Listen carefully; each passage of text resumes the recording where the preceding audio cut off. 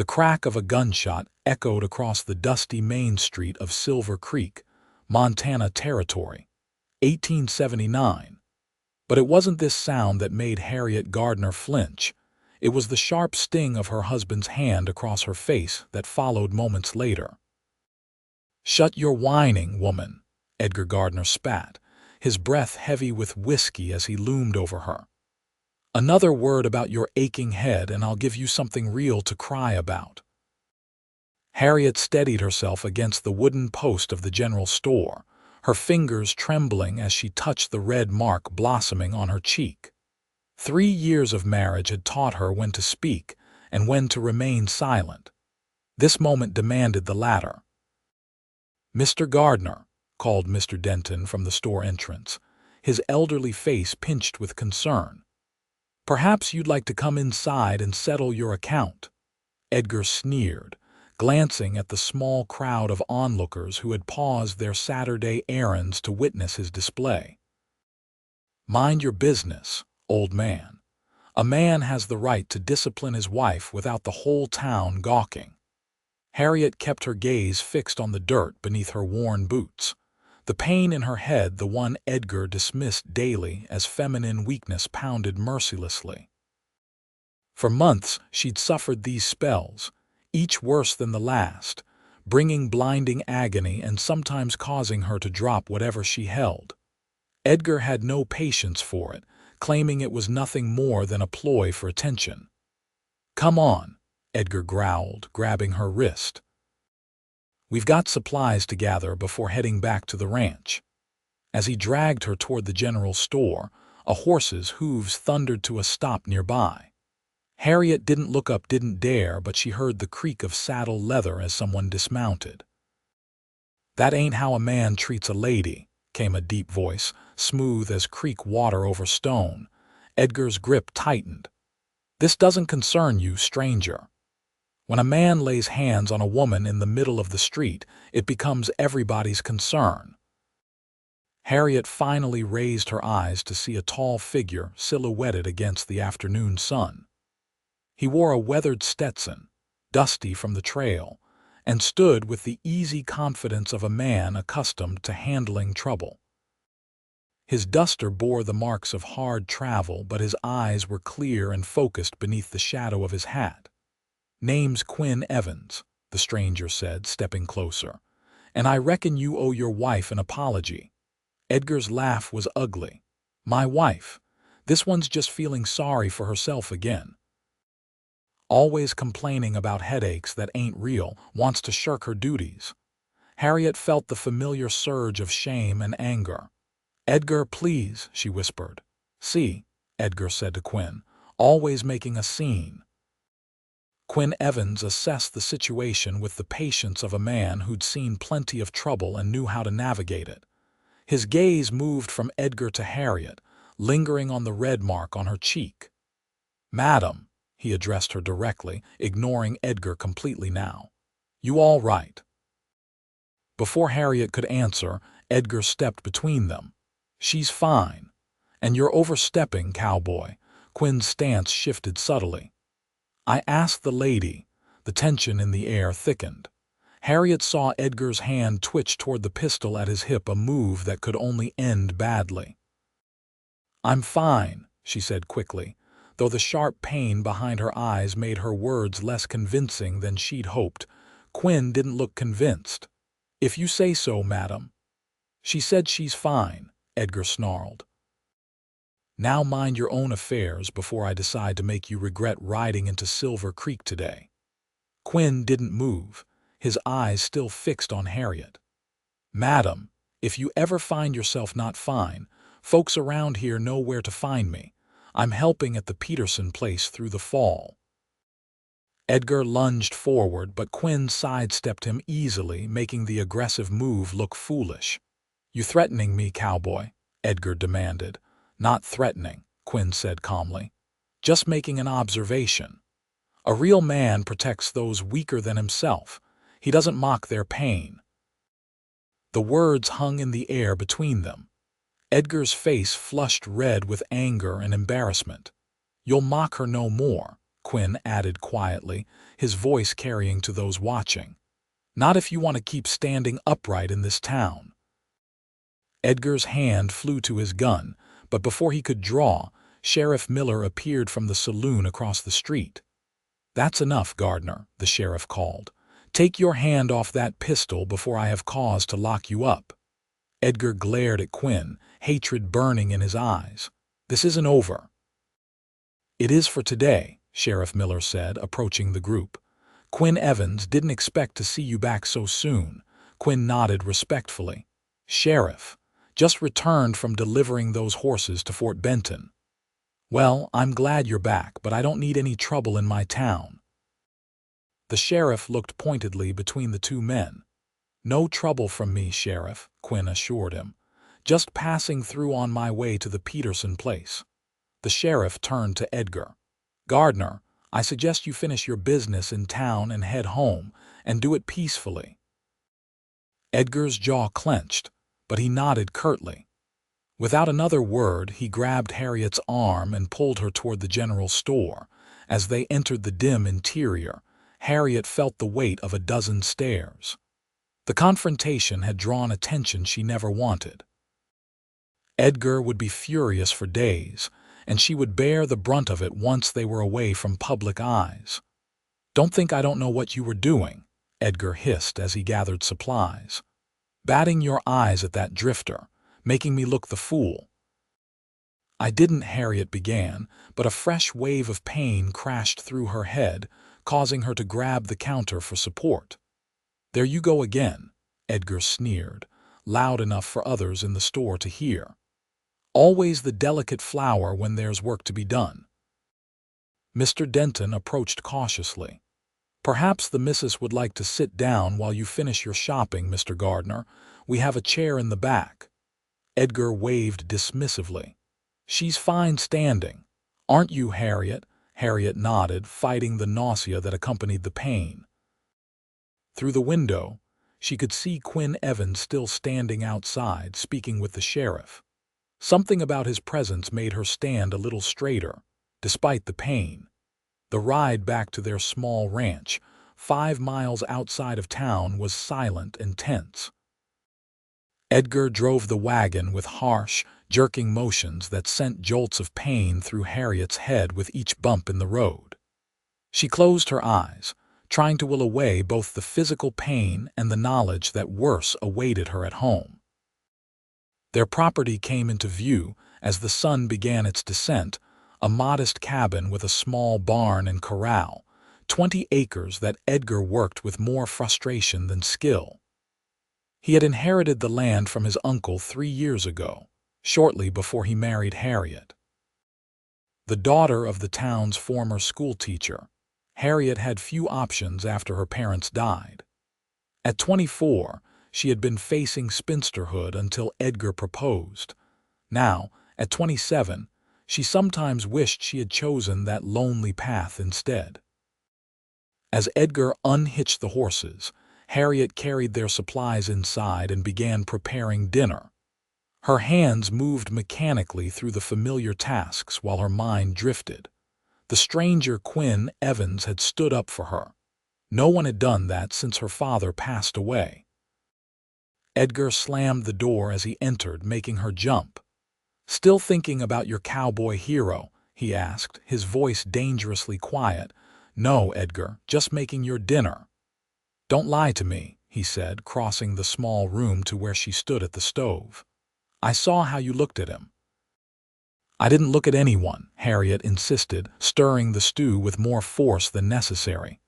"I just want peace." Edgar grabbed her wrist, forcing her to face him. "You embarrassed me today in front of the whole town."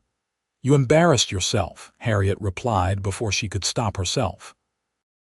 The blow came swift and hard, knocking her against the stove.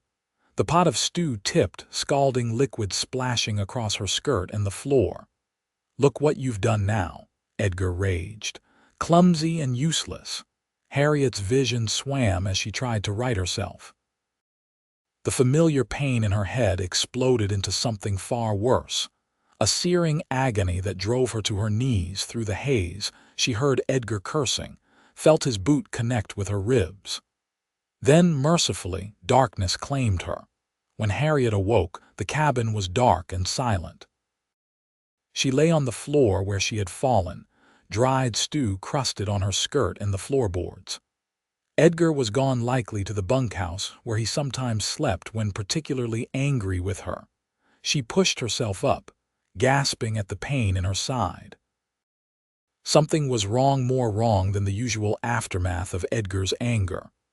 The pain in her head was different now, accompanied by a strange numbness in her left hand. She tried to stand but found her legs uncooperative. Fear gripped her. This was not normal. This was something worse. With great effort, she dragged herself to the small table where a lantern sat. Striking a match, she lit it with trembling fingers.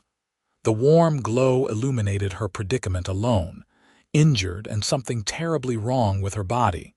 Harriet knew she needed help, but there was no one to call. Their nearest neighbor was 2 miles away. Edgar had never allowed her to keep a horse of her own, claiming it was an unnecessary expense for a woman who had no business traveling alone. She would have to wait until morning and pray that whatever was happening would pass. As she pulled herself onto a chair, she caught sight of her reflection in the small mirror hanging on the wall. The woman staring back was a stranger, pale, with one side of her face drooping oddly. Terror washed over her as she raised her hand to touch her face and found she could barely feel her fingers. Morning came with no improvement. Edgar did not return, and Harriet could not rise from the chair where she had spent the night. The numbness had spread to her entire left side. Each breath brought stabbing pain from her ribs, and the persistent agony in her head left her nauseated and weak. As the sun climbed higher, she heard hoofbeats approaching. Relief flooded her until she remembered that Edgar would be furious to find the house still in disarray. The spilled stew not cleaned, breakfast not prepared. The door opened, but it wasn't Edgar who entered. Sarah Peterson, wife of their nearest neighbor, stood in the doorway, concern etched across her weathered face. "Harriet, good heavens, child, what's happened to you?" Harriet tried to speak, but her words came out slurred and incomprehensible. Tears of frustration and fear spilled down her cheeks. Sarah rushed to her side. "Don't try to talk, I'm getting you help right now." She hurried back to the door and called out, "Quinn, come quickly, she's in a bad way." Quinn Evans appeared in the doorway, removing his hat as he entered. His eyes widened at the sight of Harriet. "We need to get her to Doc Turner," he said, crossing the room in long strides. "This isn't just a beating. Something else is wrong." "Edgar?" Sarah asked, her face grim. "Gone since last night," Quinn replied, carefully gathering Harriet in his arms. "I rode out with Mrs. Peterson when Edgar showed up at their place this morning, drunk and ranting about heading to the mining camps. She was worried about you, Mrs. Gardner." As Quinn carried her to the wagon outside, Harriet felt simultaneously ashamed and relieved. Ashamed that strangers were witnessing her in such a state, relieved that help had arrived when she needed it most. The journey to town passed in a blur of pain and jarring movement. Quinn sat beside her in the back of the wagon, supporting her as Sarah drove. His presence was solid and reassuring.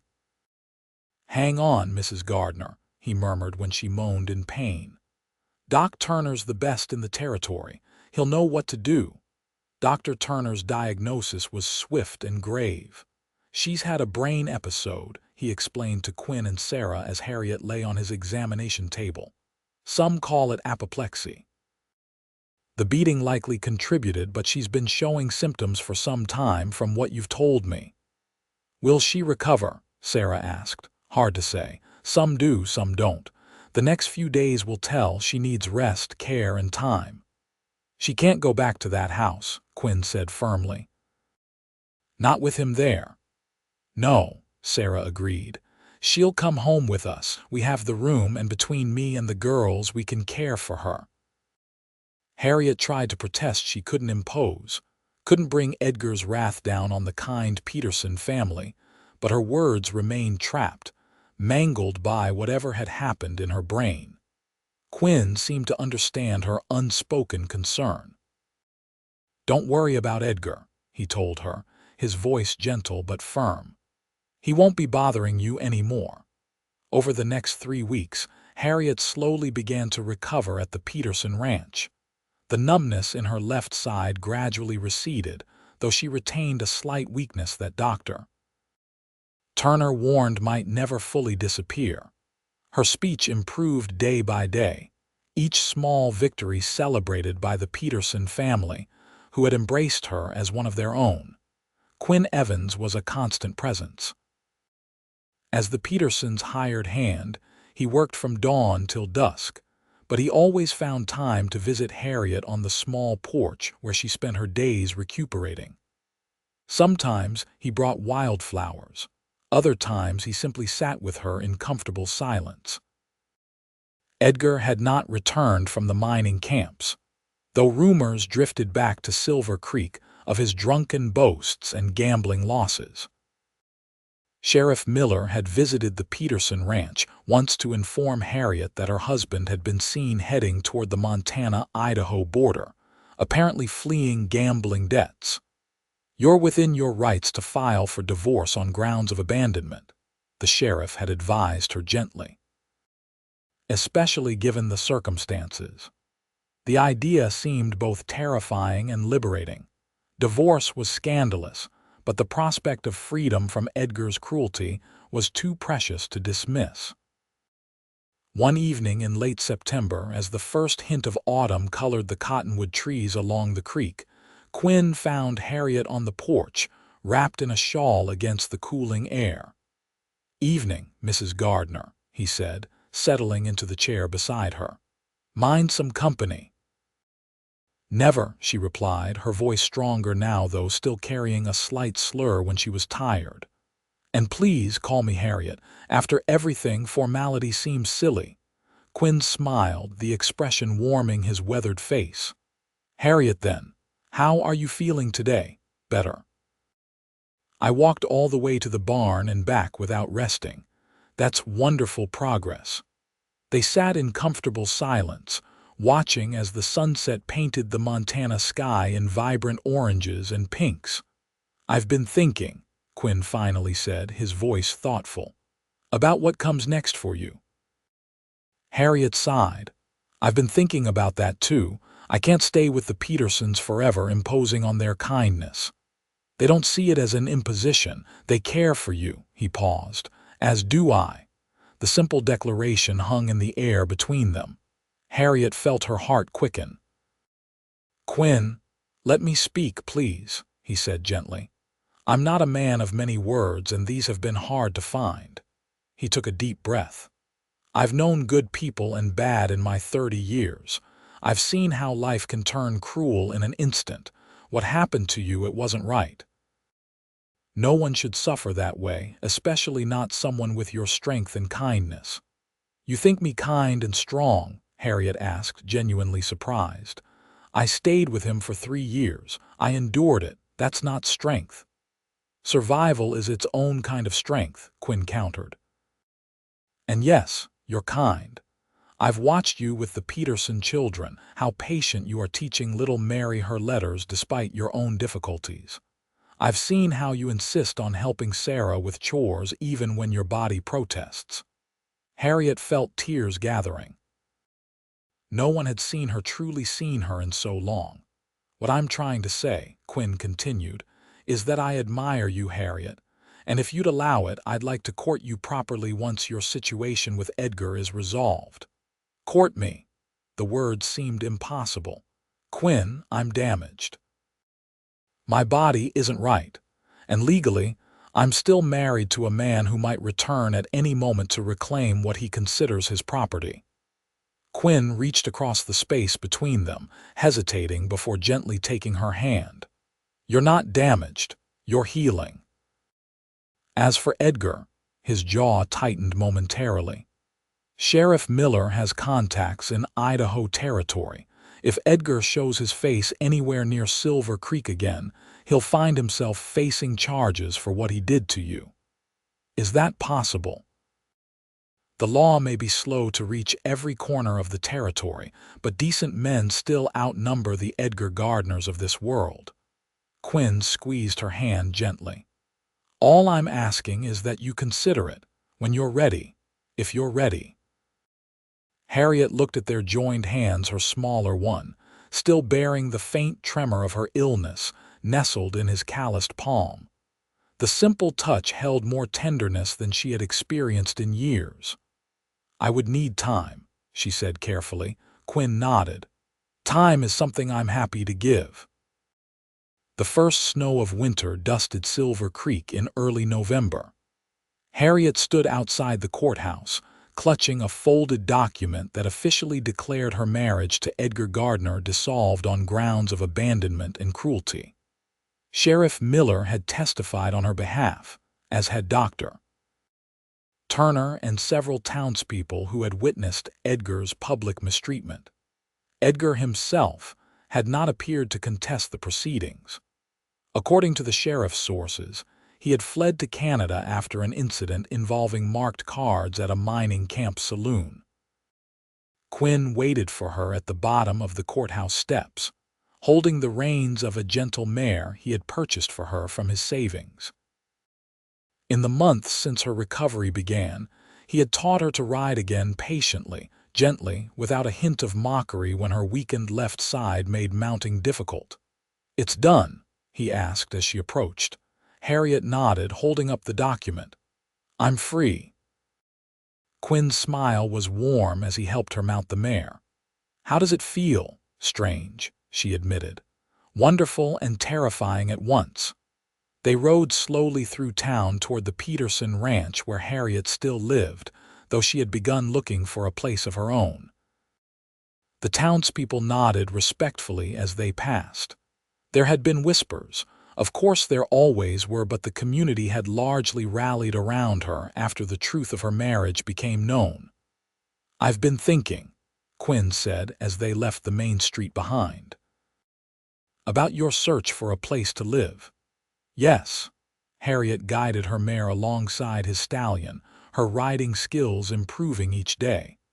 Old man Thornton is selling his property, the small one just south of the creek with the apple orchard. Harriet knew the place, a charming cottage with a few acres of good land, including a small but productive orchard. It's lovely, but I could never afford it. What if we could? Together? Quinn pulled his horse to a stop, turning to face her fully. Harriet, I know it hasn't been long since you gained your freedom. I don't want to rush you, but I also don't want to waste time dancing around what I feel. Harriet's heart fluttered in her chest. And what do you feel, Quinn Evans? That from the moment I saw you on that street in Silver Creek, something in me recognized something in you. That watching you heal and grow stronger has been the greatest privilege of my life. That I want to build something with you, a home, a life, a family if you want it. Tears blurred Harriet's vision. You don't find me broken, the way I still am sometimes. Quinn dismounted and moved to help her down from her mare. When she stood before him, he cupped her face gently in his hands. Harriet Gardner, there is nothing broken about you. You survived. You healed. You're standing here, stronger than most people will ever have to be. I do still have bad days, she warned him. Days when the pain returns or my left side feels heavy. And on those days, I'll be there to carry whatever you need carried, Quinn promised. Just as I know you do the same for me. Harriet reached up to touch his face, feeling the roughness of his jawline beneath her fingertips. You're certain about me, more certain than I've ever been about anything. He paused, then reached into his pocket, pulling out a simple gold band. This was my mother's. I've carried it with me since she passed, waiting for the right person to give it to. Harriet stared at the ring, then back at Quinn's earnest face. Are you proposing to me in the middle of the road, Quinn Evans? He laughed, the sound carrying across the open Montana landscape. I suppose I am. Not very romantic, is it?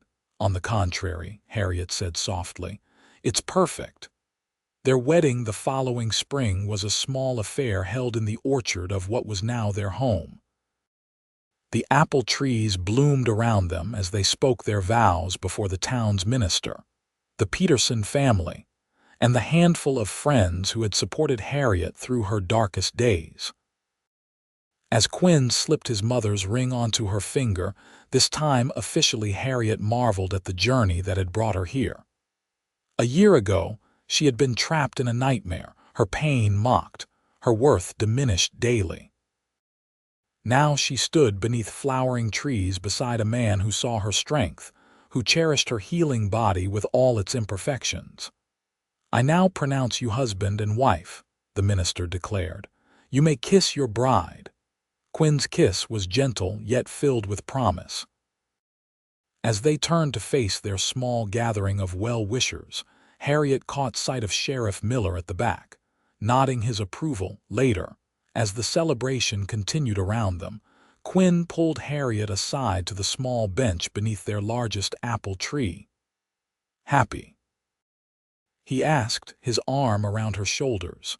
More than I ever thought possible, she admitted. Sometimes I'm afraid I'll wake up and find it was all a dream. Quinn took her hand, tracing the faint tremor that remained the permanent reminder of what she had survived. Not a dream, hard-won reality. There's something I've been waiting to tell you, Harriet said, suddenly nervous. Dr. Turner confirmed it last week. Quinn's expression grew concerned. Your health, in a manner of speaking. She guided his hand to rest against her still flat stomach. We're going to have a baby in the fall. Quinn's face transformed with wonder. A baby? Are you certain? Dr. Turner says I'm perfectly capable of carrying a child despite everything. He'll monitor me closely, but he sees no reason for concern. Quinn pulled her into a careful embrace, as if she might break, though they both knew she was far stronger than she appeared. A family, he whispered against her hair. Our family. As the sun began to set on their wedding day, casting long shadows across their new property, Harriet thought about the journey that had brought her here. The pain that had nearly destroyed her had also, in its way, led her to this moment, to Quinn, to this new beginning. I love you, Quinn Evans, she said, leaning against his solid warmth.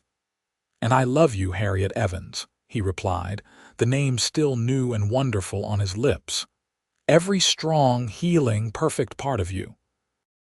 In the years that followed, Silver Creek would come to know the Evans family well. Quinn, who expanded their orchard into one of the most productive in the county.